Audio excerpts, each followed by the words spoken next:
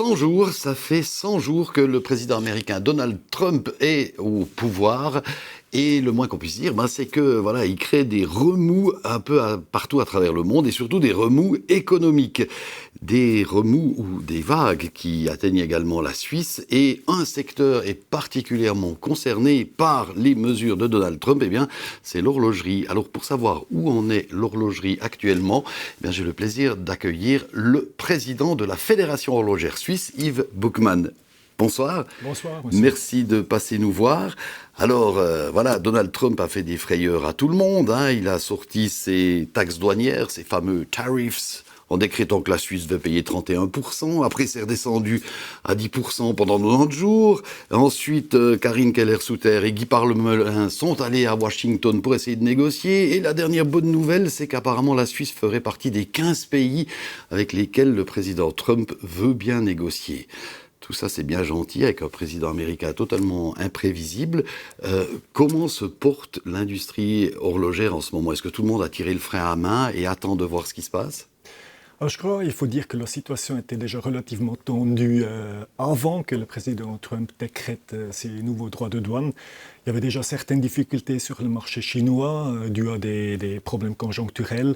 Et puis c'est clair, l'insécurité sur le marché américain n'aide pas beaucoup non plus dans la situation actuelle. Oui, c'est vrai qu'il y a déjà on n'osait pas parler de crise, mais une espèce de crise un peu post-Covid où la consommation mondiale a diminué. Alors justement, les décisions de Donald Trump, comme ça, est-ce que ça affecte l'économie globale? Est-ce que dans d'autres pays, on sent aussi que les gens n'ont juste plus envie d'acheter ou attendent de voir ce qui va se passer?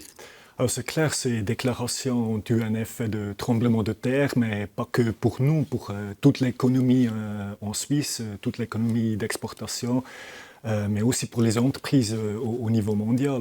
Si je pense aux entreprises chinoises qui sont confrontées à 145% de droits de douane, nous on s'en sort plutôt bien avec 10% de plus, parce que ça vient en plus de ce qui est déjà en vigueur, donc entre 5 et 8% que nous payions auparavant de droits de douane. Maintenant, je crois qu'il faut négocier une meilleure solution. C'est certainement aussi l'objectif de l'administration Trump. On a appris que nous faisons partie d'un groupe de 15 pays privilégiés et puis il faut saisir cette opportunité pour négocier une meilleure solution pour l'industrie horlogère suisse, mais aussi pour toute l'économie suisse dans l'ensemble. Alors vous, en tant que fédération horlogère, est-ce que vous êtes en contact étroit avec le Conseil fédéral, particulièrement avec Mme Keller-Souter et M. Parmelin, qui sont allés négocier sur place? Est-ce que vous avez un feedback là? Alors, nous sommes en contact régulier avec le SECO, mais aussi avec le Conseil fédéral. Donc, on lui fournit aussi des informations essentielles sur notre branche. Sur les exportations aux États-Unis, les États-Unis, c'est notre débouché numéro 1, clairement, avec 17% des exportations à destination des États-Unis. Donc, c'est un marché extrêmement important. C'est aussi essentiel que nous puissions bénéficier d'un contact très étroit et direct avec le Conseil fédéral. Est-ce que vous avez d'autres contacts en Europe, par exemple? Parce qu'une des questions, c'est de savoir est-ce que l'Europe doit faire bloc par rapport aux États-Unis. Alors bien sûr, la Suisse ne fait pas partie de l'Europe, mais là, on est parti plutôt sur des négociations en faisant cavalier seul, ou bien il y a aussi quand même des concertations avec d'autres marques de luxe, par exemple françaises? Alors, il y a aussi des concertations avec d'autres marques. Nous avons eu ce matin une visioconférence avec d'autres associations horlogères du monde entier. Mais la volonté de l'administration Trump, c'est clairement de négocier avec la Suisse, parce que chaque pays est particulier. Alors, il prendra peut-être l'Union européenne dans son ensemble, mais la Suisse négocie pour le moment seule avec l'administration du président Trump. Et puis, je le disais, le président qui est totalement imprévisible, qui fait des grandes déclarations, qui rétropédale, est-ce que vous avez l'impression qu'il va encore être crédible pendant longtemps, ou bien dans 3 mois, tout le monde va dire, mais il peut dire ce qu'il veut, nous, ça ne nous concerne plus?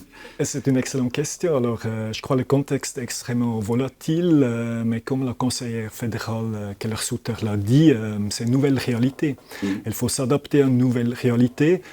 C'est clair, la situation change très rapidement, mais quelque part, à moyen et à long terme, je suis confiant que nous puissions trouver une meilleure solution avec les États-Unis, parce que c'est aussi dans l'intérêt des consommateurs américains et du gouvernement américain de trouver soit au niveau d'un accord de libre-échange, mais de trouver une meilleure solution pour l'industrie dans son ensemble. Alors, quand on parle justement du consommateur américain, il y a quand même deux catégories. Il y a peut-être les consommateurs américains qui achètent des montres suisses moyen de gamme, et puis il y a ceux qui achètent le très haut de gamme. Est-ce que le très haut de gamme est affecté? Est-ce que ça dérange vraiment le consommateur de payer 20-30% de plus sur sa montre prestigieuse de marque suisse? Alors, je pense que le segment supérieur, le haut de gamme, résiste normalement mieux à des turbulences sur les marchés. Après, je pense qu'il faut aussi dire que les consommateurs américains voyagent beaucoup. On les voit beaucoup en Suisse, aussi en Europe. Ils peuvent sans autre aussi acheter une montre suisse ailleurs, sur d'autres marchés, sur lesquels on n'applique pas les mêmes taxes et les mêmes droits de douane. Et puis évidemment, l'idée du président Trump, c'est de réindustrialiser les États-Unis, mais dans le cas de l'horlogerie, on imagine difficilement des montres Swiss-made fabriquées en Alabama. Est-ce qu'il y a d'autres possibilités pour que l'industrie horlogère s'investisse plus aux États-Unis, comme Trump le voudrait aussi? Par exemple, on a entendu Bernard Arnault du groupe LVMH qui dit « Ah ouais, moi je vais délocaliser ». Est-ce qu'on pourrait imaginer, par exemple, qu'une partie de la production de sous-traitance se fasse aux États-Unis? Parce qu'on sait que dans l'industrie horlogère suisse, il y a quand même beaucoup de composants qui sont fabriqués en Extrême-Orient. Est-ce que c'est des pistes envisageables ou c'est de la science-fiction? Non, je pense que c'est plutôt de la science-fiction parce que le Swiss Made, ça fait partie de notre ADN. C'est une des réglementations en matière d'indication géographique les plus strictes au monde. Après, il faut aussi dire que nous avons un réseau de détaillants. Nous avons aussi des écoles d'horlogerie aux États-Unis. Donc, il y a des investissements aussi des marques suisses. Mais c'est clair, la fabrication des montres, elle a lieu en Suisse. Ça, c'est effectivement un des points forts et je pense que c'est aussi un gage de qualité pour les consommateurs du monde entier, pas seulement aux États-Unis, mais partout ailleurs aussi. Alors, qui dit droit de douane dit aussi manière de les contourner. Alors, vous disiez, ben voilà, il y a des touristes américains qui viennent acheter des montres en Suisse. Je suppose qu'il y a de plus en plus de montres qui se vendent par Internet. Est-ce qu'il y a des filières, est-ce qu'il y a des moyens d'échapper aux éventuelles taxes douanières américaines? Alors, je ne peux pas parler pour les consommateurs américains, mais je pourrais m'imaginer, c'est eux qui décident ce qu'ils veulent déclarer après à la frontière. Après, je pense actuellement, nous sommes confrontés à ces droits de douane. C'est difficile de les contourner. On peut peut-être jouer un petit peu avec les prix de transfert. Une partie peut être absorbée le long de la filière. Mais ça, c'est une problématique supplémentaire qui s'ajoute à d'autres problématiques comme le prix de l'or qui est actuellement très élevé, aussi la force du franc suisse qui pose problème actuellement. Alors pour vous, quelle serait la solution idéale pour l'exportation horlogère suisse? C'est de revenir aux taxes douanières qu'il y avait avant, voire à les réduire à zéro? On peut un petit peu rêver, ça pourrait encore être mieux, avec un accord de libre-échange, comme nous l'avons conclu avec l'Inde récemment. Les taxes pourraient descendre à 0%, on pourrait les éliminer complètement.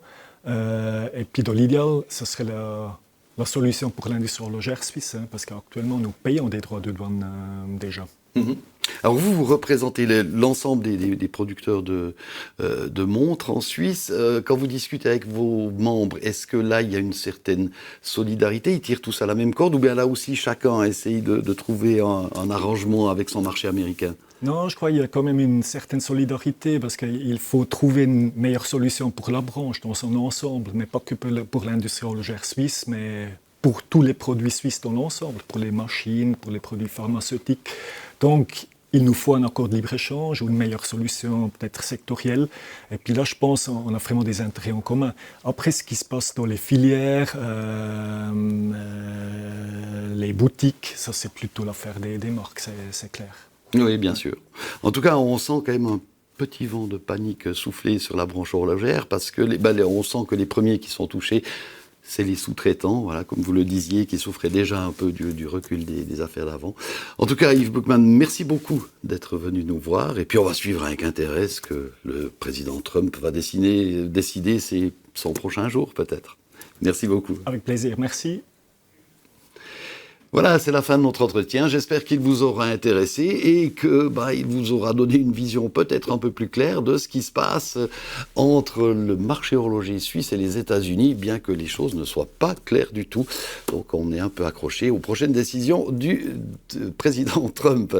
Voilà, au revoir et à bientôt sur Télébilingue.